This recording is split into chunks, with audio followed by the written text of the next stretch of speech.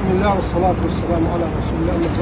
Yüce Allah hamımızın ibadətlərini qəbul eləsin və təkrar həcə, ümrəyə ixlasla gələnlərdən eyləsin. Xoş gəlmişsiniz. Allah Teala ibadətlərinizi qəbul eləsin.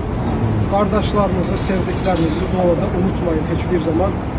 Allah Azze ve Celle kimlərə nəsib eləməyibsə onlara da nəsib eləsin bu gözəl yerlərə gəlməyə. Sizə tövsiyəm Məkkədə olduğunuz sürece, Mədinədə olduğunuz sürece vaxtınızın çoxunu məsciddə keçirin.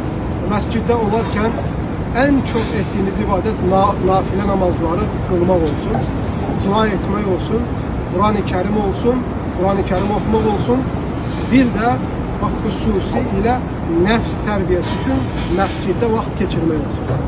O bazar sənin, bu bazar mənim, o restoran, bu restoran, asla belə şeylərə vaxtınızı geçirmeyin. Bu bir ömrümüzün fürsətidir. Sabah yaşayacaq mı, kürsüne çıkacak mı? Alemleri Rəbbi Allah'tan başka bunu kimse bilmir. Allah Azze ve Celle cümlemizi xeyirde muvaffak eylesin. Allah'a emanet olun. Selamun Aleyküm ve Rahmetullahi ve Berekatuhu.